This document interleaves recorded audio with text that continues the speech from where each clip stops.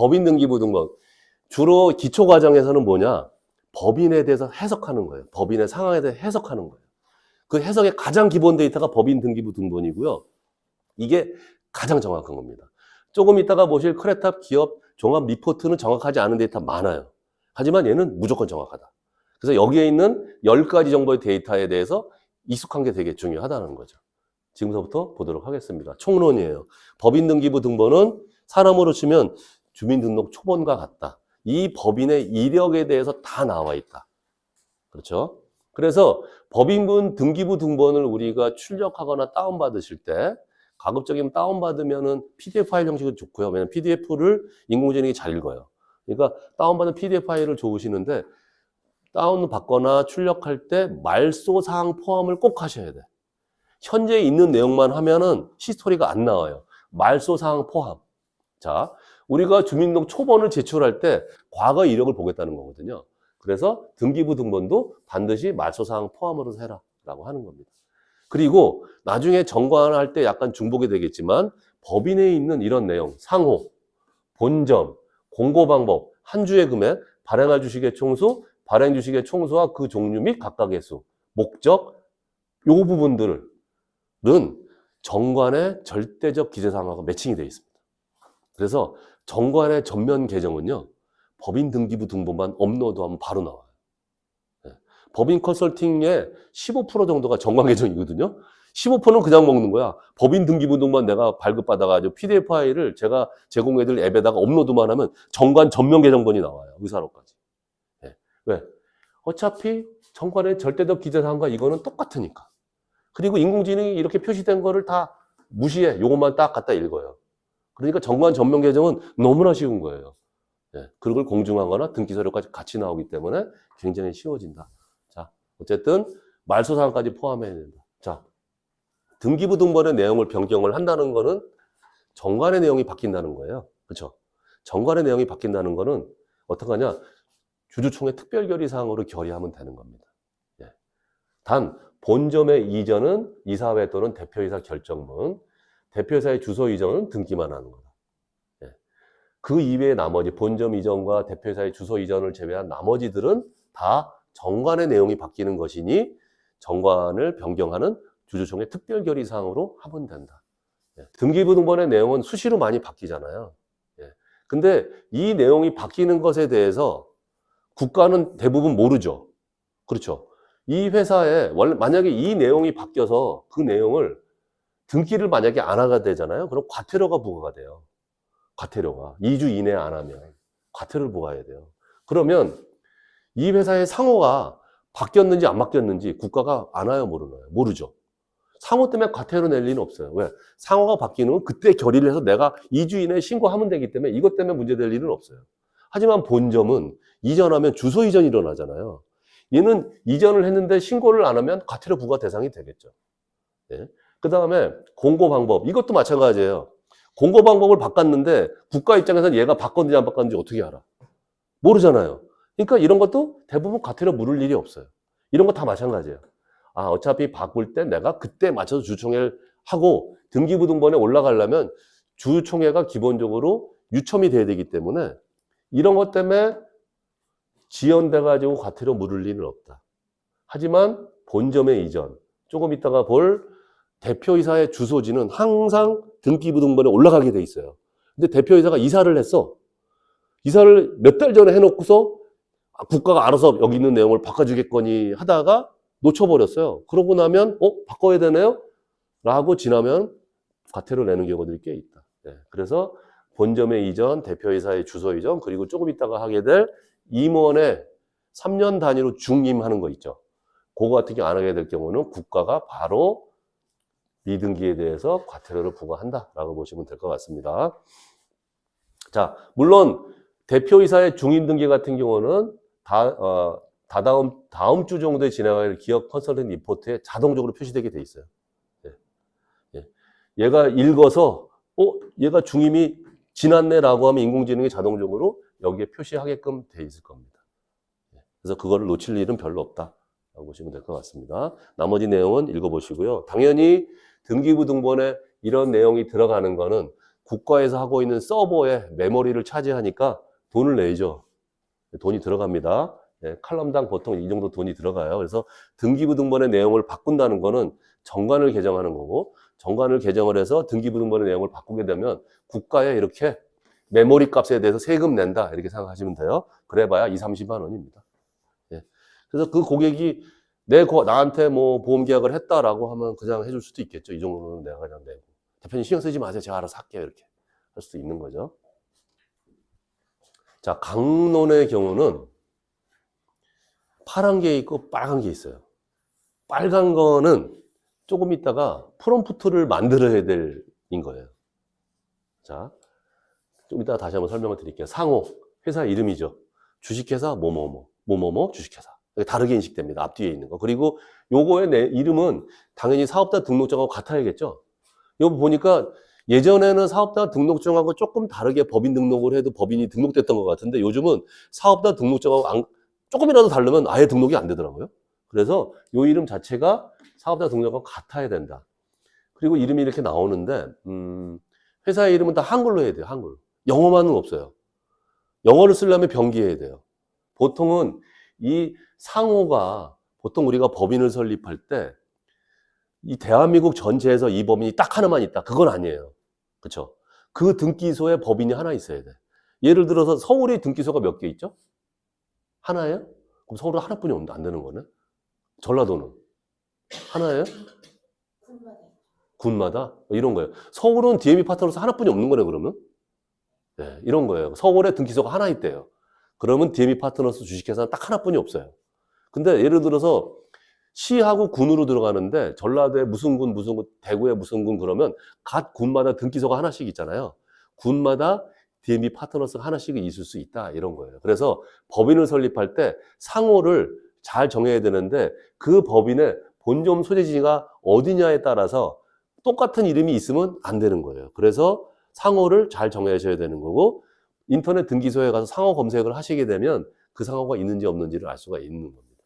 네, 그래서 개인 사업자는 얼마든지 막 낼 수 있는데 법인은 해당 등기소에 하나뿐이 존재할 수가 없다.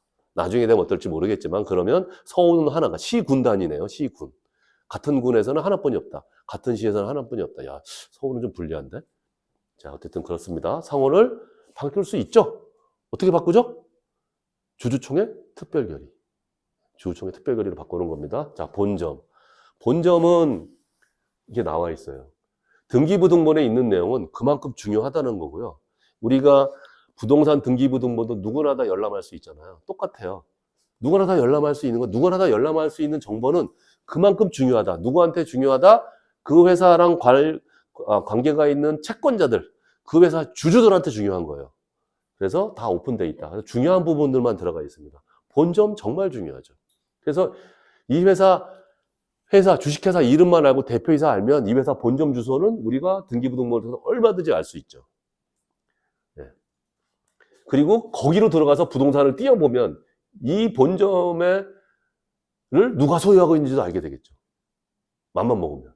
굳이 뭐 그렇게 할 필요는 없겠지만 어쨌든 본점은 되게 중요한데 본점의 히스토리가 되게 중요합니다.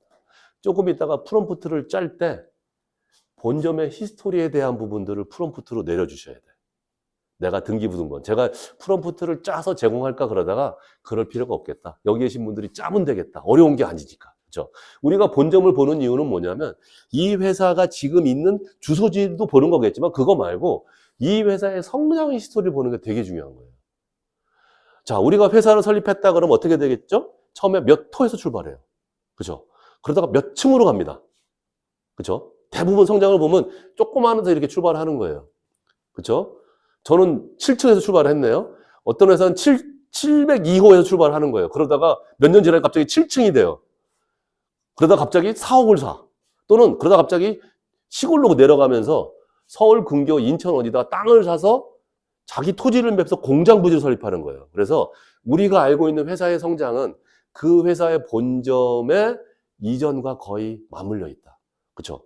회사가 잘 되면 한 호가 아니고 층을 써야 되고요. 잘 되면 그 건물을 써야 되고요. 정말 잘 되면 자기 땅을 사서 지방으로 내려가서 거기서 1000평, 2000평 부지를 확보한다는 거죠. 다 그래요. 자, 그래서 본점의 히스토리를 보고서 이 회사의 성장 과정을 예측할 수 있다.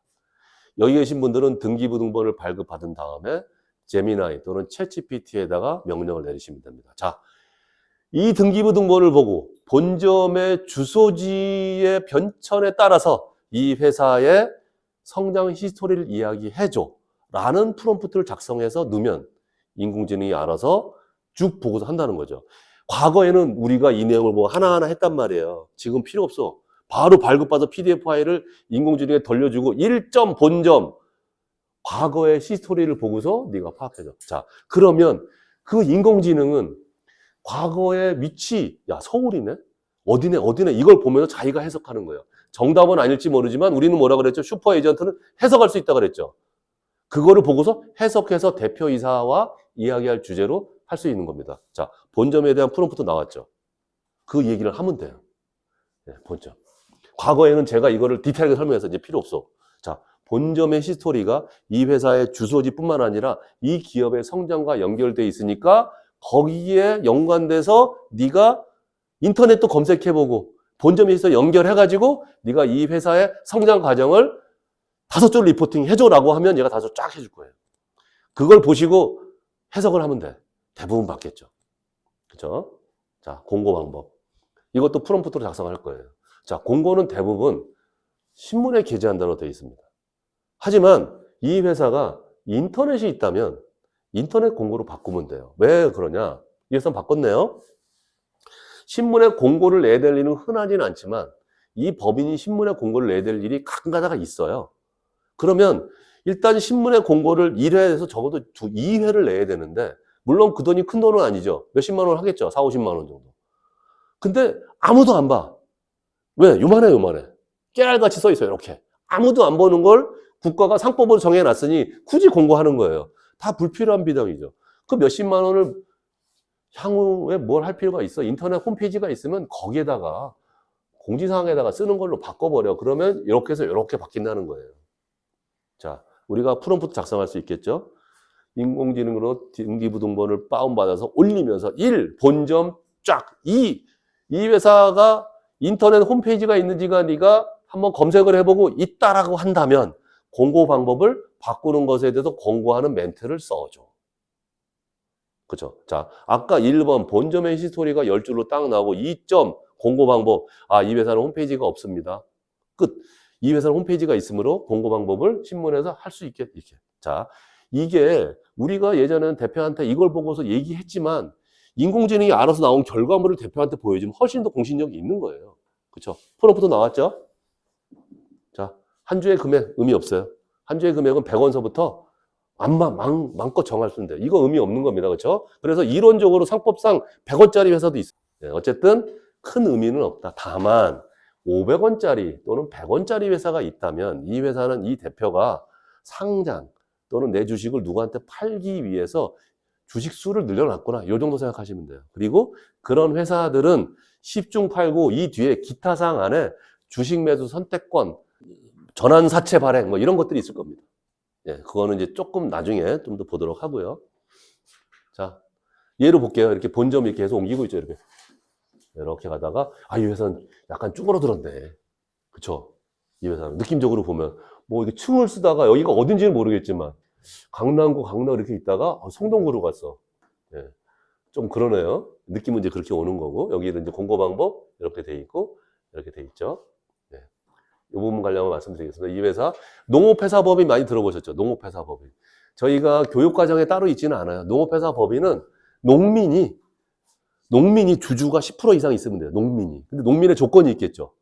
농사를 지어야 되는 거야. 내가 서울에 살면서 나 농민이야. 누가 인정해 줍니까? 안 그렇죠? 농지 또는 거기 경작지에서 직선거리로 30km인가? 근데 그 거리 내에 있어야 되고 실제로 농사를 지어야 되는 거예요. 그게 농민이에요. 그 사람이 지분이 10% 이상 있으면 돼. 그럼 대표이사가 90%, 농민 10%. 그렇죠? 근데 농업회사 법인은 꼭 어떤 걸 경작해야 되는 거 아니에요. 유통도 돼요. 그러니까 농업회사지만 농작물을 안 다루는 정육회사들도 농업회사 법인이 되는 거예요. 그렇죠? 정육유통. 근데 농업회사 법인은 이점이 있어요. 내가 실적 식용작물을 재배한다 그러면 어마어마하게 이점이 많이 있고요. 그리고 유통만 해도 배당 소득에 대해서 분리가 돼요. 몇 점이 되게 많습니다. 그래서 농업회사 법인 같은 경우는 돼 있는데 서울은 드물지만 경기권, 지방 내려가면 굉장히 많습니다. 그래서 제가 막 한참 영업할 때, 야, 여기만 한번 다녀볼까? 네. 그리고 그 회사의 특징이 뭐냐면 순수하셔. 사무실에 많이 앉아 있어. 그건 들고 가는 거야, 그냥 가가지고. 거기서 설명해 주는 거죠. 그리고 우리가 이야기가 먹힐 가능성이 높은데, 하지만 워낙 우리 같은 사람 많이 다니니까 그것도 많이 식상하지 않았을까. 하지만 법인 영업 초기에 요걸 잡은 사람들은 꽤 됐을 거예요. 요렇게 상호가 농업회사 법인이라고 돼 있으면 요렇게 사업 목적에 요런 내용이 반드시 들어갑니다. 예, 그래서 참고 삼아 알아두시고요. 그 다음에, 예, 나옵니다. 예. 발행할 주식의 총수, 발행 요구하고 목적이에요. 다 빨갛죠? 자, 프롬프트 작성하는 거예요. 자, 발행할 주식의 총수. 이 회사가 앞으로 너 얼마까지 발행해? 라고 하는 거죠. 자, 이거는 우리가 어떤 목적이냐면, 아, 이 회사가 과거의 상법을 기준으로 설립했는지 안 했는지를 보는 거예요. 과거에는요, 최초에 발행한 주식의 4배였어요. 봐보세요. 여기 2만 주였죠? 8만 주였죠? 발행할 때. 이거 보시면, 이때 2만 주일 때 8만 주였잖아요. 그러다 보니까 과거의 상법으로 이렇게 적용했던 거예요. 근데 100만 주로 늘렸죠. 언제 이때. 요거는 뭐냐면, 느낌은 뭐냐면, 아, 요때 누군가 컨설팅을 했구나라는 느낌 받아요. 보통은. 그래서 지금 물어봅니다. 아, 요거는 뭐냐면 컨설팅을 받았는지 안 받았는지 가름하는 가름자고요. 프롬프트를 만드시면 돼요. 자, 등기부 등본에 발행할 주식의 총수가 최초 설립할, 말소돼 있지만 설립할 그 주식의 4배냐 아니냐를 한번 봐. 그래서 그건지 아닌지에 대해서 이 회사가 과거의 상법으로 설립이 됐는지 이를 판단을 해줘라고 하면 우리는 그 내용을 바로 인공지능이 바로 읽어서 나오잖아요. 아, 그럼 이 회사는 컨설팅을 뭐 정관이 옛날 거겠구나. 이렇게 짐작할 수 있어요. 4배로 돼 있으면 정관이 옛날 거겠구나. 아직 컨설팅 하는 사람 여기까지 신경 안 썼구나. 이렇게 생각할 수 있는 거예요. 그렇죠? 여기 프롬프트는 뭐다? 설립할 당시에 주식이 요의 4배냐 아니냐를 봐줘라고 하면 4배다 그러면 정관을 개정해야 될 게 있겠구나. 그리고 컨설팅 하는 사람이 거기까지는 손대지 않았구나. 예. 4배가 넘는구나. 그러면 그 시기를 얘기해줘. 라고 프롬프트 만들 수 있겠죠. 그러면 이때 정관을 개정해서 몇 배로 늘렸습니다라고 인공지능이 딱 얘기 나오는 거예요. 우리는 그것만 딱 읽으면, 아, 요때쯤 컨설팅을 받았네? 라고 하면서 그때 당해 연도의 재무제표로 쓱 들어가 보는 거예요. 그래서 거기에 장기성 투자 상품 또는 보험료 계정이 갑자기 늘어났다. 그때 보험 가입한 거예요. 이걸 우리가 미루어 짐작할 수 있는 거죠. 이거를 알고 상담하고 안 하느냐 차이가 큰 거죠. 그렇죠? 여기 거기까지 들어가면 돼요. 발행 주식의 총수와 그 종류 및 각각에서 이게 뭐냐면 지금 현재 회사의 자본금이에요.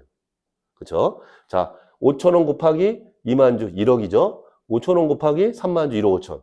그렇죠? 현재 자본금은 이렇게 됐고 요때 증자한 겁니다. 증자. 자, 이 회사의 자본금이 늘었다. 좋은 건가요? 좋은 거죠. 그럼 자본금이 늘었을 때 상황을 우리가 예측해 볼 수 있어요. 자, 이것도 프롬프트에 넣으면 더 좋아요. 자, 그래서 이 회사의 현재 자본금이 이렇게 보고 자본금이 이 회사가 늘었을 때를 우리가 한번 추측을 한번 해보잔 말이에요. 이 회사 자본금이 1억이었어. 근데 2억으로 늘렸어. 그러면 그때 당시에 회사는 어떤 변화가 있었을까요? 돈이 필요한 거예요. 그렇죠? 돈이 필요하니까 자본금을 늘려야 될 거 아니에요. 그 돈을 써야 되니까. 보통은 회사가 돈이 필요해 그러면 대표이사가 회사에 빌려줄 수 있죠. 그걸 뭐라 그래요? 가수금이라 그러죠. 회사한테 돈을 내가 대표이사가 빌린 거야. 가지금. 빌려준 거야. 가수금. 그럼 보통은 가수금을 빌려줘서 그거를 회사가 쓰고 나한테 다시 갚으면 되잖아요. 그게 일반적인. 그래서 그거는 회수하기 되게 쉬워. 근데 자본금을 늘렸다? 그러면 둘 중에 하나라고 보시면 돼. 외부의 자금 유치. 그렇죠? 회사가 돈이 부족해서 외부에서 대출을 받으려고 하는데 야, 너 부채비율이 너무 높아. 늘려. 그 은행이 요구하는 거예요. 그러니까 늘리는 거죠. 그죠? 그런 것 또 하나. 그 다음에 어떤 회사에서 대기업이나 국가에서 야, 이거 입찰은 자본금 3억 이상만 덤벼. 뭐 이렇게 되는 거예요. 그래서 자본금을 늘리는 거죠. 자본금을 늘려주는 것도 우리의 일 중에 하나입니다. 네. 어쨌든 그러한 일이 요때 있었을 것이다. 그러면 요때 당시에 재무제표가 변동이 있었겠죠. 그러면 유능한 컨설턴트는 또 들어가서 2010년대에 들어서 보는 거야. 그때 자본금이 늘었으니까 다른 계정이 뭐가 부채가 늘었냐를 보면 부채가 늘었다 그러면 대출이 발생했다. 앞뒤 해로 들어가 있죠. 네. 그런 내용들을 다 볼 수가 있고요. 또 요때 주식 발행 초과금, 이건 좀 어려운 얘기지만 주식 발행 초과금 계정에 금액이 들었다. 아, 유상증자 했네. 그러면 액면가보다 비싼 돈으로 들어온 거예요. 아, 그럼 외부 참여자 누군가 있겠구나. 이걸 미루어 짐작할 수 있는 거죠. 네. 어쨌든 요때 자본금이 늘었다는 내용을 가지고 네, 프롬프트를 작성을 할 수가 있겠다. 자, 자본금이 네가 등기부등본을 보고 발행 주식의 총수와 그 종류의 각각의 수로 들어가서 변동이 있는지를 살펴봐줘. 가장 기본 프롬프트. 살펴봐줘! 라고 하면 얘가 살펴만 볼 거 아니야. 하지만 언제 늘었습니다. 이 정도. 살펴보고 언제 어느 때 늘었는지를 파악해줘. 그리고 그때 당시에 재무제표로 들어가서 거기에 부채가 늘었는지 안 늘었는지를 봐주고 또는 그때 당시 앞뒤 1년 동안 주식 발행 초과금이 있는지 안 있는지를 봐주고 이런 것까지 해줄 수 있으면 더 좋아요. 네. 또는 조금 이따가 보게 되면 이익소각이 있어요. 이익소각. 자본금 변동이 일어나 줄었어. 근데 자본금이 안 줄어. 이익소각 한 거거든요. 그것도 프롬프트로 만들어줄 수 있는 겁니다. 그거는 요 다음 예시에서 설명을 드릴게요. 자, 여기서 그런 프롬프트를 작성하면 된다. 자, 자본금이 늘어나는 걸 증자, 줄어드는 걸 감자. 자, 주식수가 늘어나면 자본금이 늘어나죠? 그걸 증자라 그래요. 감자는 주식수가 줄어드는 거예요. 그거를 감자라 그래요. 그러면 주식수가 늘어나면 자본금이 늘어나죠. 또 감자는 주식수가 줄어들면 자본금도 줄어들죠. 근데 자본금은 안 줄어. 그게 뭐야? 이익소각이에요. 주식수가 줄었어. 근데 자본금이 안 줄어. 이익소각이에요. 그 예를 좀 이따 보여드리도록 하겠습니다. 자, 목적은 사업자 등록증의 목적과 등기부 등본의 목적은 서로 달라요. 네. 사업자 등록증은 인덱스예요. 국가가 자 이런 인덱스를 갖다 써. 그래서 코드 번호가 딱 부여되어 있습니다. 하지만 등기부 등본의 이 목적은 코드 번호가 있는 게 아니에요. 그건 내가 정하면 돼. 그래서 대표들이 이게 예를 들어서 내가 길을 가다가 종이를 주소. 그래서 그걸 팔어. 아, 길 가다 종이 주워서 판매하는 판매업. 이렇게 적어도 목적이 되는 거예요. 쉽게 얘기하면. 그래서 이거는 인덱스가 있는 건 아니다. 하지만 사업자 등록증은 인덱스가 있다. 이거는 정하면 된다. 예, 그래서 이거의 네이밍을 하는데 고민할 필요가 없다는 겁니다. 그리고 목적은 얼마든지 빼거나 추가할 수 있죠. 빼거나 추가하는 게 뭐죠? 등기부등본 내용이 바뀌는 거죠. 뭐가 바뀌어요? 정관이 바뀌죠. 주주총회 특별결의. 얼마든지 할 수 있다라고 하는 겁니다. 부동산 임대업 같은 경우가 보통 회사들이 돈을 많이 벌면 부동산을 사요. 그리고 그거를 내가 쓰는 것 말고 누구한테 주기도 하죠. 그럴 때 부동산 임대업이 있어야지만 그 부동산에 대해서 비용 처리할 수 있어요. 그래서 부동산 임대업이 없다면 한번 넣어주는 것도 좋겠다. 그래서 우리 입장에서는 정관을 바꾸고 등기부등본을 바꾸는 거 행위 자체가 뭔가 일을 해주는 거잖아요. 대표들은 뭔가 일을 이 사람이 해주고 있다고 느껴.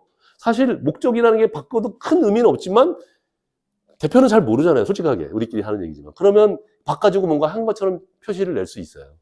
네, 그래서 그런 목적으로 그런 의미로 사업 목적을 많이 바꾸기로 한다라고 하는 겁니다. 자, 그래서 사업 목적에 프롬프트를 작성할 수 있겠죠. 사업 목적 사업에 대한 변동 부분이 있는 부분이 있으면 그게 어떤 내용이고 언제 있는지 알려줘. 또 그리고 사업 목적에 부동산 임대업이 있는지 없는지 알려줘. 그러면 걔가 딱 보고서 싹 해주겠죠. 네. 네. 그런 프롬프트 작성을 하실 수가 있어요. 물론 나중에 이 회사에 하긴 뭐 대부분 여기 자기 소유의 부동산이 있으면 무조건 부동산 임대업 들어갑니다. 그것까지 할 필요는 없을 것 같아요. 오케이. 자, 예를 보도록 하겠습니다. 자, 이 회사가 이렇게 줄었네요. 어쨌든 이렇게 늘렸어요. 한번 보겠습니다. 봐봐. 이 회사가 27,000주 1억 3,500이 자본금이었는데 이렇게 늘려서 이렇게 늘렸어요. 그 회사 입장에서는 5천만 원 돈이 들어왔죠? 5천만 원. 5천만 원 돈이 들어왔단 말이에요. 뭔가 좀 이상하지 않습니까? 우리가 뭘 하더라도 끝수가 딱 맞아야 되잖아. 야, 27,000주 말고 그냥 3만 주, 3만 5천 주 뭐 이런 느낌인 거잖아요. 근데 이런 금액이 왔어. 요거는 거의 10중 8구 유상증자한 거예요. 주식은 조금 늘렸지만 자본금은 5천 늘었지만 예, 유상증자에서 이 액면가 말고 큰 돈으로 들어온 어떤 주주가 있다는 뜻이에요. 이걸 보면. 저는 경험적으로 보면 이 회사 유상증자 했구나. 왜? 이게 이상해. 이게 5천 들어와봐. 이 5천만 원 가지고 회사가 무슨 의미가 있겠어요? 큰 회사가. 5천만 원이면. 은폐 별로 없거든요. 5억이 들어와야 돼. 그러면 요렇게 늘렸다는 얘기는 뭐냐면 자본금 5천만 원이 부족해서 자본금 늘린 게 아니고 실제 예산은 5억 10억이 필요한 거를 액면가가 아니고 누군가 비싸게 주고 샀구나. 이거를 미뤄 짐작할 수 있는 거예요. 그래서 요때 당시에 2012년도에 크레탑 자료로 재무제표로 들어가 보면 반드시 주발초가 생겼을 거라는 거예요. 그럼 주발초가 생겼다. 그럼 우리가 또 여러 가지 상상할 수 있죠. 뭐 감액 배당할 수도 있다. 뭐 이런 부분을 권유할 수 있는 겁니다. 그렇죠? 이런 거 보면 정상적이지가 않은 거야. 오케이. 거의 10중 8구일 겁니다. 자, 부동산 임대요.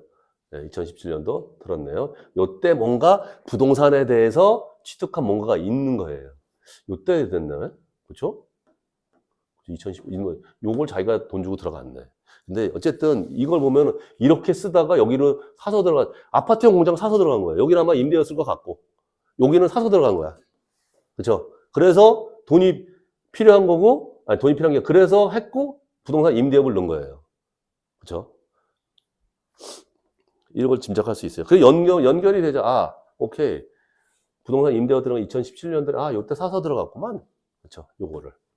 요거 자체를 우리가 대표하고 이야기할 때 알고 이야기하고 소재거리를 삼는 거 아니고 차이가 많은 거죠. 예. 자, 다음 또 보겠습니다. 자, 이 회사 만주사. 요 회사 1억 5천 들어간 1억 5천 요 정도 돈은 좀 의미 있다고 봅니다. 내가 물건을 사야 되는데 당장 1억 5천 정도가 부족해. 그래서 대표이사 돈을 이렇게 해주려다 보니까 아니야 그냥 자본 증자 이렇게 하던가 아니면 이 회사가 수주하려다 보니까 대기업에서 자본금 2억 이상 덤벼 이런 거예요. 그러니까 밀렸겠죠. 이런 건 이렇게 짐작할 수 있습니다. 얘는 5천만 원 아니야. 무조건 유상증자 했을 것 같고 얘는 그 목적이 실제 돈이 필요한 거겠구나. 또는 대기업 또는 국가 나라 장터에 납품하기 위해서 최소 자본금 기준을 맞췄구나 라고 얘기할 수 있는 겁니다. 이게 이제 봅니다. 자, 보세요. 6만 주, 5만 9천 주. 5만 9천은 자본금이 줄어야 되잖아. 안 줄었죠? 줄었어. 안 줄었죠? 이게 이익소각이에요. 주식수가 줄어들었어. 감자죠. 근데 자본금이 그대로야. 이익소각인 거예요. 자, 보세요. 그러면 이 회사는 1000주를 없애서 대표이사 또는 가족한테 돈이 갔겠죠. 1000주가 6억이야. 이 회사는 10중 8구. 그렇죠? 얼마나 회사 주식 가치가 높아요. 또 했어. 얼마죠? 2400주. 2400주가 6억이야. 거의 그럴 거예요. 이 회사 이때 재무제표 보면 나올 겁니다. 이 회사는 이익소각을 2번이나 했다.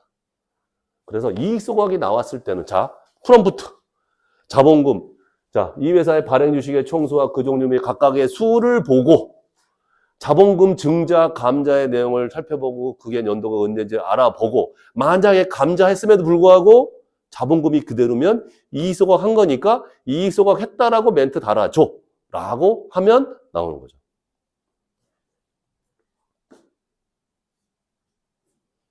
이겁니다. 이 회사 실제로 그럴 거예요. 돈이 좀 있는 회사야.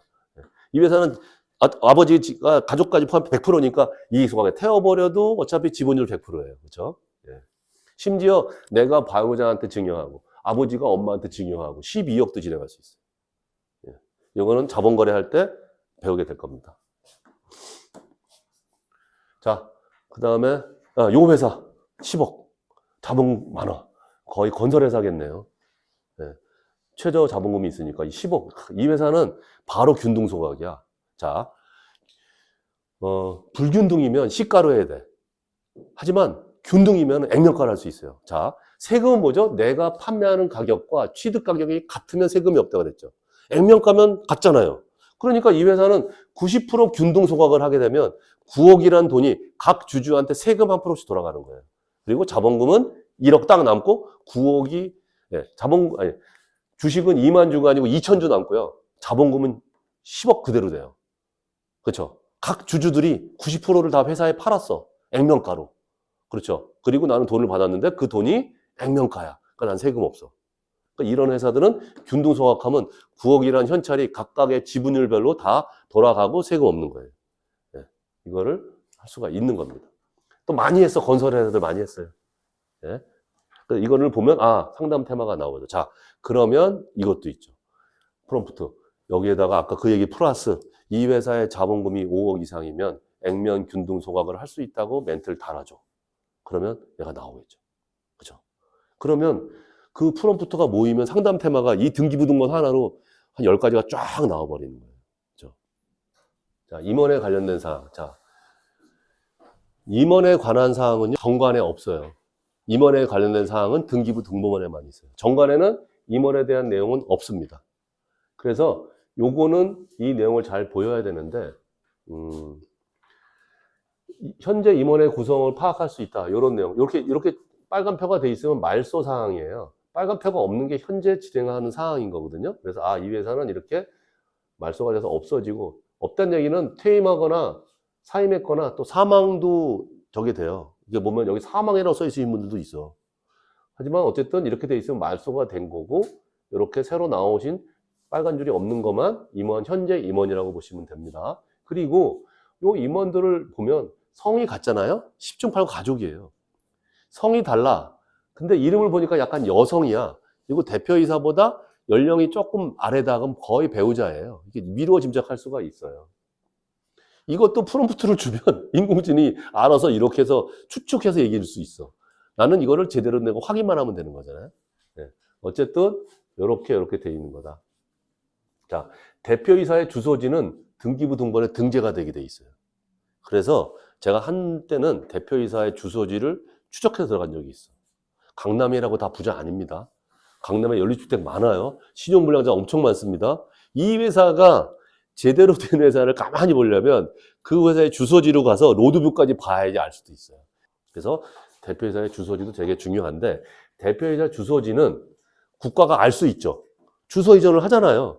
그래서 이거는 국가가 알고 있어, 기다리고 있어. 신고해야 될 텐데 14일 이내에 안 하고 있다. 그러면 과태료를 부과합니다. 몇백만 원까지 나올 수도 있어요. 그래서 이걸 놓치는 경우들이 꽤 있다라고 하는 거고요. 그리고 자본금 10억 미만의 경우는 이사회 구성이 필요가 없다는 거죠. 이사회는 뭐냐면 여기 있는 사내 이사가 3명 이상이 있으면 이사회 성립 조건이 돼요. 근데 우리가 알고 있는 가족법인들은 굳이 이사회가 필요 있나요? 없죠. 그러니까 상법에는 주식회사의 의결기간을 정해놨는데 최고 의결기간은 모든 주주가 모여서 하는 전주주총회. 그 밑에는 주주총회 특별결의, 그 밑에는 주주총회 보통결의, 그 밑에는 이사회예요. 그래서 상법에서는 자, 이런 거는 이사회에서 결정해. 근데 만약에 이사회가 없어, 주주총회에서 해. 이런 거예요. 많은 게 중간배당 이익 소각에 대한 소각결의거든요. 예를 들어 우리가 뭐 실무적으로 많이 하는 게, 그러면 중간배당을 하려고 해. 근데 이사회에서 해야 되니까 이 회사가 이사회가 있어. 그럼 이사들 모여야 돼 또. 근데 그 이사는 주주가 아닌 이사도 많아. 그러면 그 이사들이 뭐 이사회를 구성하는 게 번거롭잖아요. 굳이 그럴 경우 이사회를 둘 필요가 있냐라는 거죠. 없애버리면 이 회사 주식을 내가 대부분 다 가지고 있어. 내가 그냥 도와주면 끝인 거예요, 중간배당. 그런 절차적인 간편성을 위해서 굳이 이사회가 있어야 될 필요가 없는 자본금 10억 미만의 회사는 이사회를 없애라 그래요. 대표님한테, 대표님, 사내이사가 2명 있고, 대표이사 둘 중에 2명 이상 있으면 대표이사를 정해야 되거든요. 이렇게 하셨는데, 이 회사는 감사가 있고, 사내이사 2명이고, 요 김 씨가 대표이사인 거예요. 그러면 이분이 사내이사를 해야 될 이유가 있나요? 라고 물어봐요. 근데 실제로 활동해요. 그럼 사내이사 둬야죠. 우리 배우자인데, 그냥 뭐, 활동합니까? 활동 안 하고 월급도 없어요. 그럼 없애는 거죠. 그래서 이사회에 대해서 구성할 필요가 없으면 실질이 아니면 다 필요가 없다라고 해서 이사를 정리하는 게 좋습니다. 그러면 대표가 물어요. 이사회가 없어도 돼요? 없어도 되죠. 네. 감사? 없어도 돼요. 10억 미만. 감사 없애라 그래요. 근데 보통 배우자가 감사로 많이 있거든요. 그러면 감사가 배우자가 있다. 그러면 실질 감사 행위를 하느냐? 아니면 적어도 책상 두고서 왔다 갔다 하고 타임카드 찍고 행위를 하느냐? 이걸 봐주는 게, 실질이 아니면 없애는 게 좋다. 근데 대표사 입장에서는 우리 배우자 월급 한 200만 원 정도 주고 있어요. 그래, 받으시는 건 좋지만 실질적으로 그런 행위를 할 수 있도록 마련하거나 아니면 나중에 조사가 나와도 문제가 안 되게끔 조치를 취하자라고 얘기를 하죠. 그래서 임원 같은 경우는 이게 실질에 부합하는지 아닌지를 보고 실질에 부합되지 않는다 그러면 다 정리하시라고 그러죠. 네, 사임하면 되죠, 사임. 네. 그리고 또 하나는 뭐냐면 상법상 사내이사는 3년 단위로 연임하게끔 돼 있어요. 그걸 중임 등기라고 합니다. 중임하는 거. 그러면 국가 입장에서 이 법인이 존속하고 있는지 안 하는지를 보고 판단하는 거는 뭐냐면 우리는 다 3월 달에 법인세 신고하고 하니까 다 하는 걸로 판단하잖아요. 그렇지 않고요. 법인 등기부 등본에 사내이사가 3년 단위로 중임하느냐 안 하느냐를 보고 판단해요. 그런 거랑 관계없이. 자, 그래서 이걸 놓치고 지나가는 회사들이 되게 많더라라고 하는 거예요. 그래서 우리 기업 컨설 리포트는 중임 등기 안 하는 회사는 자동적으로 중임 등기 해야 됩니다. 뜨게끔 돼 있어요. 자, 감사도 3년 단위로 마찬가지로 14일 이내에 등기해야 된다라고 하는 거죠. 자, 여기 각자 대표, 공동대표가 있습니다. 뭘까요? 각자 대표, 공동대표. 각자 대표는요, 대표이사 누구누구, 대표이사 누구누구 돼 있어요. 그래서 각자니까 각자 한 명 한 명 본인이 다 대표 역할을 할 수 있어서 2명이지만 혼자만 도장 찍어도 대표이사 혼자의 의사결정을 할 수 있는 걸 인정받습니다. 그게 각자 대표고요. 공동대표는 둘 다 도장 찍어야 돼. 그렇죠? 그래서 공동대표는 앞에 공동대표이사 써 있어요. 공동대표이사 김모 누구, 공동대표이사 신누구. 각자 대표는 대표이사 김모, 대표이사 신모 이렇게 써 있습니다. 그래서 그 내용을 보면 알 수가 있는 거죠. 자, 그러면 부모 자식 간에 각자 대표 할까요? 공동대표 할까요? 다 할 수 있겠죠. 서로 신뢰 관계가 문제일 뿐이야. 그렇죠? 그래서 아버지가 야 너한테 맡겨놓을게 마음껏 해 라면 각자 대표. 야 너 못 믿어 공동대표. 이렇게 할 수 있는 거예요. 예. 그리고 형제지간에도 그렇게 할 수 있겠죠. 그래서 그런 부분들을 할 수 있다 보시면 됩니다. 자, 프롬프트 임원에 관련된 사항 프롬프트. 자, 법인 등기부 등본에 임원에 관한 사항을 내용을 보시고 말소 사항을 제외한 나머지 현재 실제 사항을 보고 이 법인 대표는 대표이사잖아요. 대표이사와 다른 가족의 친족 관계를 추정해줘 라고 하면 지가 알아서 추정을 한번 해보겠죠. 성씨가 같으냐 뭐 이런 거. 물론 그게 좀 부정확하다라고 하면 만약에 사내이사 또는 감사 중에 대표이사보다 다른 성별의 성씨가 다르고 연령이 뭐 이렇게 이러면 또 추정해 줄 수 있는 거예요. 그럼 프롬프트를 내가 쓰기 나름인 거예요. 그렇게 해줄 수도 있고 또 중임 등기가 안 돼 있는 경우는 해줘라고 하면 얘가 읽어보고 이 중임 등기 안 돼 있네라고 자동적으로 추측되는 겁니다. 그래서 임원에 관련된 사항은 그런 부분들을 할 수 있죠. 또는 대표이사의 주소지를 보고 이 동네에 뭐 부동산 뭐 이런 부분들로 얘기를 할 수는 있겠죠. 그래서 임원에 관련된 프롬프트는 그렇게 만들 수 있는 겁니다. 자, 임원끼리의 친족관계, 특수관계인 여부에서 네가 판단해줘. 그 다음에 중임등기 됐는지 안 됐는지를 판단해줘. 뭐 이런 거. 대표이사의 주소지를 보고 네가 이 대표이사의 경제적인 상황을 추측해줘. 뭐 이런 것들을 프롬프트를 한번 써볼 수 있어요. 그래서 테스트를 한번 해보세요. 그리고 뭐 아까 얘기했죠. 슈퍼에이전트 조건은 해석할 수 있어야 된다. 네. 그걸 해석을 해서 내가 상담할 때 써먹으면 되는 겁니다. 프롬프트 나왔죠. 회사 성립 연월일 되게 중요합니다. 이것도 이미 인공지능이 알고 있어. 자, 회사의 설립일에 따라서 그 회사의 주주 구성원에 대한 상법적인 히스토리를 알려줘. 그럼 이렇게 알려줘요. 자, 1996년 9월 30일 이전에는 7명이 발기인이 있어야 된다. 요 사이에는 3명이다. 요 이유는 1명만 있어도 된다. 라고 해서 프롬프트를 써서 자, 이 회사의 성립 연월일을 보고 주주 구성에 대해서 추측해줘. 그리고 크레탑으로 들어가서 주주 구성을 보고 추측해줘라고 프롬프트를 쓸 수 있겠죠. 자, 예를 들어서 이런 거예요. 이 회사가 이건 좀 예문으로 좀 뒤에서 할게요. 어쨌든 보통 법인 영업하는 사람들은 요거 정도는 외워줘야 돼요. 요거는 96년 9월 30일. 엄청 많이 얘기했죠? 이건 머릿속에 넣어놔야 돼. 법인 영업하는 사람 무조건 외워야 돼. 96년 9월 30일, 2000년 7월 21일, 23일. 무조건 외워야 돼, 이거. 7명, 3명. 네, 시험 문제도 나오죠. 시험도 봅니다. 네.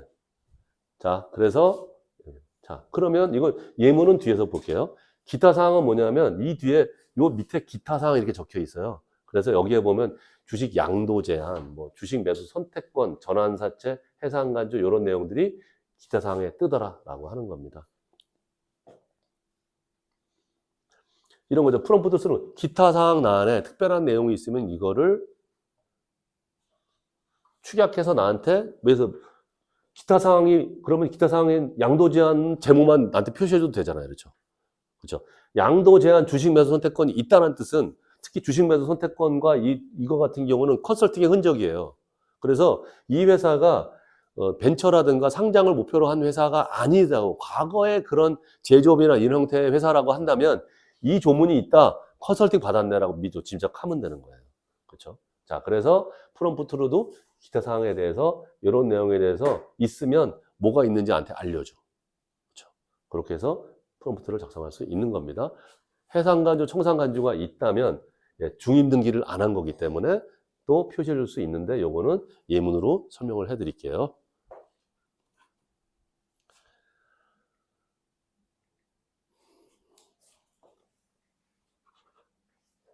자, 여기 보겠습니다.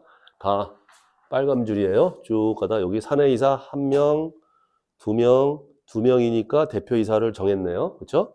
여기가 김 씨가 대표이사네요. 오 씨가. 그 다음에 감사 모 씨가 있습니다.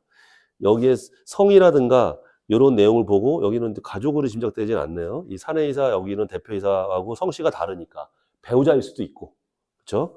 그리고 또 감사의 내용을 볼 수 있어요. 여기가 배우자일 수도 있고, 요건 또는 전혀 아닐 수도 있고 생각해 볼 수 있고요. 여기는 이사회가 있습니까? 왜 있죠? 2명인데 사내이사 1명, 2명 대표이사. 사내이사 2명이에요. 예. 여기 헷갈리더라고요. 이거 하나, 둘, 셋 아니고요. 1명, 2명에다 대표이사 예. 이사회가 없는 겁니다. 예. 이분이 만약에 실제 역할 안 한다고 없애세요. 이분이 실제 역할 한다고 없애세요. 혼자만 사내이사로서 그냥 역할을 하시면 되는 거죠. 기타 사항이 있네요. 전환사채. 전환사채는 뭐냐면 채권을 주식으로 바꿀 수 있는 조건이 들어가 있는 거예요. 그렇죠? 그래서 전환사채예요. 주식으로 바꿀 수 있다. 그러면 전환하려면 10억을 빌려줬어. 전환사채를 파는 거죠.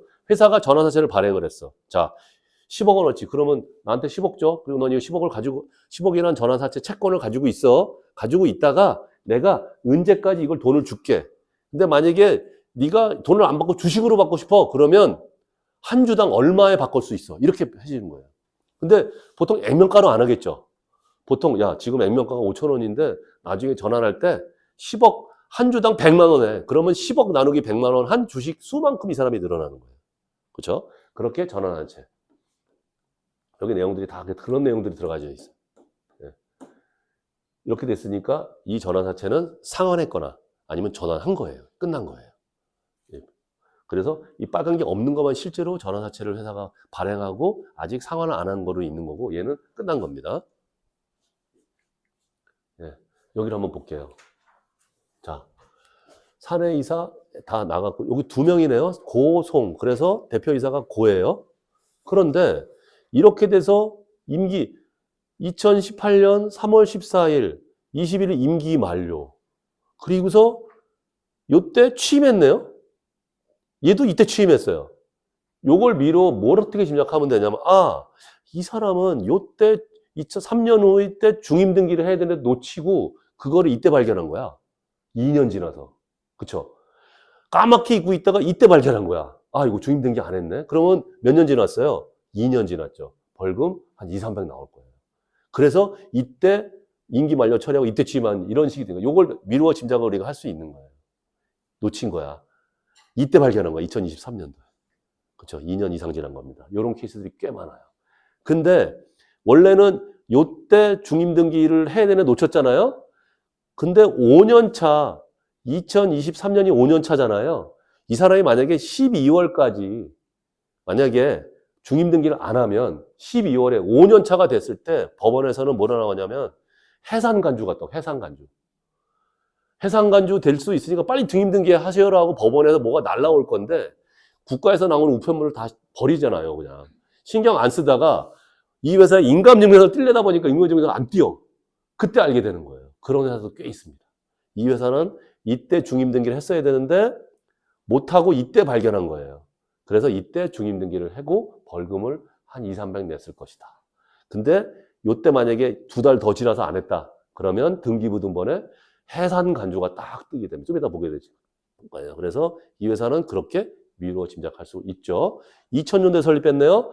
2001년 7월 23일 이전이죠. 이때는 최소한 주주가 3명 이상 있어야 돼. 그렇죠? 그러면 이 회사는 지금 현재 주주가 3명 있거나 아니면 1명이거나 2명이 되면 주주 구성을 바꿨겠죠. 그러니까 주주 구성을 바꿨다는 얘기는 뭐냐면 어떤 주주로부터 그 주식을 누군가 사거나 아니면 지켜받았겠죠. 그런 행위가 있었다는 거예요. 그래서 성립 연월회를 보고 주주 구성을 놓고 보고 현재 주주 구성을 보면 주주가 어떤 식으로 바뀌었는지를 미루어 짐작할 수 있는 겁니다. 자, 그래서 프롬프트를 딱 내릴 때, 자, 이 회사의 성립 연월일이 1996년 9월 30일 이전일 경우에는 7명으로서 회사를 설립해야 되는데, 또는 2001년 7월 23일 이전이면 3명이었는데, 이 회사의 주주 구성을 크레짭자로 들어가서 보고서 주주 거래를 어떻게 했는지를 네가 미루어 짐작해. 또는 이거 우리가 크레탑 자료까지 여기 업로드를 안 하는 상태니까 그냥 성립 연월일을 보고서 그때 당시에 몇 명으로 설립해야 되니만 나한테 이야기해줘 라고 하면 내가 대표한테 얘기하는 것보다 인공지능이 계산해서 나온 그 표를 대표는 더 믿겠죠. 그런 용도로 프롬프트를 하시라는 거예요. 네. 자, 이 회사는 딴 게 아니고 기타 사항에 양도가 있네요. 그렇죠? 이 회사의 주식을 타인에게 양도하면은 이사회의 승인을 얻어야 된다. 이거 뭐냐면 이 회사의 주주가 나 말고 다른 사람이 막 여러 명 있어. 이 직원도 있고 다른 직원도 있고 내 친구도 있고 막 분산돼 있어. 근데 그 주주들은 주주권이라는 게 생겨요. 주주의 권리. 주주의 권리는 이 회사에 대해서 재무회계 감사를 동원할 수 있는 그런 것도 있어요. 3%가 넘어간다면. 그러면 힘들잖아. 그래서 지금 있는 주주들은 나한테 다 우호인 사람들이야. 그래서 문제는 없겠지만 이 사람의 지분을 따서 팔 수도 있잖아요. 팔 때는 나한테 악의적인 사람한테 팔 수도 있으니 너 팔 때는 무조건 이사회의 승인을 얻어 라고 정관에다 명시해 놓는 거예요. 그래서 그 회사의 주주 구성이 복잡할 때는 정관 그리고 등기부 등본에 주식의 양도에 대한 제한 규정을 해 놓으셔야 됩니다. 우리가 만나는 법인 중에 주주 구성이 복잡한 데 많거든요. 그렇죠? 대표들이 직원들한테 주식을 주고 싶어 해. 아무것도 아닌데. 의미 없거든요? 비상장법에 주식이 있어봐야 뭔 소용이 있어. 하지만 뭔가 책임감을 부여해주고 대표자 입장에서는 공동 경영에 대한 마인드를 심어주기 위한 좋은 뜻으로 하지만 직원들은 아무 생각 없다니까요. 배당해주면 돼. 배당 안 해줘, 그런 법인. 그런데 그렇게 주식을 가지고 있어봐야 이 직원이 나갈 때 나한테 서로 척지게 되거나 아니면 이 직원이 내가 가지고 있는 주식을 팔 수 있잖아, 액면가에. 그러면 그 사람이 나한테 악의적인 상황을 받게 되면 복잡한 일이 발생할 수 있다는 거예요. 그런 주주권의 최소 기준이 1%, 3%예요. 그러니까 주주 관계가 복잡할 땐 대표이사한테 대표님, 주식 양도 제한 규정을 거십시오. 네. 정관에 그 규정을 듣고 그걸 등기하는 거예요. 그런 거를 많이 권유합니다. 자, 여기 보면 이사회 승인 얻어야 된다고 돼 있죠? 이사회가 없는 회사 아까 많잖아. 어떡하죠? 주주총회에서 하는 거예요. 주주총회. 네, 그런 내용까지 하는 거고, 이게 뭐죠? 등기부 등본의 내용이 바뀌는 거고 정관의 내용이 바뀌는 거다. 뭐다? 주주총회 특별결의로 할 수 있다라고 하는 겁니다. 자, 그래서 내가 전략적으로 이 대표랑 상담을 할 때 뭔가 다음에 이야기거리를 만들고 싶어 라고 하면 미리 그 회사의 주주 명부를 한번 쓱 받아봐. 여러 명이 있어. 그리고 등기부 등본에 프롬프트를 딱 줄 때, 야, 주식 양도 제한에 대해서 이 회사가 있는지 없는지 없다면 거기에 대해서 강조하는 멘트를 써줘. 그러면 지가 들어갔다가 이 회사는 딱 나올 거 아니야. 우리가 한 게 아니고 인공지능이 한 거라는데. 그렇게 해서 의도적으로 해서 대표님 이거 분석해보니까 양도 제한 규정을 두셔야 될 것 같은데 제가 정관 바꿔드릴게요 라고 이야기할 수 있는 주제로 할 수 있는 거죠. 우리가 막 얘기해봐야 소용없어. 인공지능이 해준 거를 더 신뢰할 수 있으니까. 왜? 객관적으로 보이잖아요. 근데 그 프롬프트를 내가 작성했는지 모르는 거지. 네. 그렇게 활용할 수도 있겠다라고 하는 겁니다. 이런 게 슈퍼에이전트예요. 자, 고객한테 결국은 뭐야? 결국의 목표는 내가 보험계약을 따르는 게 목표라고 한다면 그 과정 안에서 다양한 스킬을 쓰는데 그게 고객들이 쟤 또 뭘 또 하려고 팔려고 이렇게 하는 거라 이게 아니고 객관적인 데이터 갖다 얹어주는 건데 그거를 가장한 게 우리의 프롬프트가 될 수 있다는 거죠. 그리고 실제로 맞잖아요. 그 회사는 주식 양도 제한 규정을 둬야 되는 회사야. 그게 맞아. 그러면 쓴다는 거죠. 여기. 이번에 봤다. 이 회사는 자본금 10억 이상. 그래서 이사회가 있어야 된다. 3명이 사내이사고 그중에 이 씨가 대표이사. 이런 개념으로 보시면 됩니다. 99년 설립. 2001년 7월 23일 이전 발기인 3명. 그래서 이 회사의 주주관계를 보고서 주주가 어떻게 바뀌었는지를 짐작할 수가 있겠다라고 하는 겁니다. 자, 이 회사 보세요. 해상간주. 이 회사가 이거 보세요. 2016년도에 중임등기라서 2019년도에 해야 되잖아요. 그런데 못했어. 12월 5년이 완전히 지나도록. 그러니까 이때는 해산간주에서 국가가 너 해산했구나. 법인 문 닫으려고 하는 거구나 라고 등기를 해버려. 해산간주. 근데 이 회사는 그걸 모르다가 2022년도 알게 됐어. 3월 달에. 어떻게 알게 됐냐? 얘가 국가가 보낸 걸 깜빡 잊고 있다가 등기부등 법인 인감에서 뛰다 보니까 안 뛰어. 왜 그러지? 하다 보니까 이걸 중임등기를 안 해서 그러네. 그래서 2023년도에 2022년도에 그 내용을 부랴부랴 알고 이때 회사 계속 등기를 한 거예요. 그렇죠? 계속 등기. 돈 많이 들어갔겠죠? 몇백만 원. 네, 이렇게 이런 회사가 솔솔치 않게 있고요. 제가 경험적으로 20개 법인 중에 하나는 중임등기를 안 했어요. 그래서 이야기할 거리가 되고 중임등기 하나로만 계약한 회사가 2개 있습니다. 이걸 물고 들어가서. 자, 이제 프롬프트예요. 아까 빨간 것만 모아놨어요. 제가 이미 예시를 드렸어. 다 말씀을 드렸죠? 이렇게 합니다. 내가 업로드한 법인등기본등본의 파일을 분석하여 알려주는데 1. 본점의 경우 회사 이전 상황에 따라 회사의 성장 히스토리를 해줘. 하나의 예시예요. 좀 더 프롬프트가 자세할수록 좋습니다. 2. 공고 방법의 경우 인터넷 다양한 경로로 이 회사의 홈페이지가 있을 경우 여기가 신문으로 되어 있으면 공고 방법을 홈페이지 쪽으로 하는 걸로 알려줘. 그거들을 다 프롬프트화 해서 하시면 됩니다. 숙제. 그래서 이거를 단톡방에 올려주세요.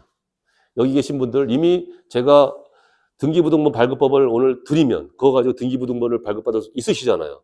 내가 알고 있는 회사. 그래서 그거를 PDF로 받으셔서 인공지능 제미나이든 챗GPT든 거기다가 이런 내용에 1점, 2점 해야 돼요. 그래야지만 걔도 1.5 이렇게 나온단 말이에요. 이걸 프롬프트 작성하셔서 올려서 그 회사에 대한 제미나이 또는 챗GPT의 결과물을 단톡방에 올려주시면 돼. 다음 주까지. 여기다가 그 프롬프트가 디테일하면 디테일할수록 우리가 얻는 정보는 되게 많겠죠. 네. 그거예요. 네. 그게 그대로 하나하나 아까 이건 스킬즈라고 말씀드린 그 하나하나의 스킬즈가 모여서 앱이 되는 거예요. 자, 지금 제가 얘기한 영상을 인공지능에 올려. 노트북 LM. 그래서 야, 너 여기서 사업단장이 얘기한 프롬프트 관련된 부분만 추려. 그래서 프롬프트 만들어줘. 그럼 얘가 대충 만들어줄 거야. 그러면 그거에 대해서만 가감해서 프롬프트 만들면 정확하겠죠. 노트북 LM이 그거 잘합니다. 자, 그래서 인공지능에 익숙해지셔야 돼. 이제는 대화로. 이거 말고. 대화가 훨씬 빨라요. 코딩도 대화로 다 합니다. 자, 꼭 하세요. 이거 숙제 하셔야 돼, 진짜. 안 하시면 안 늘어요.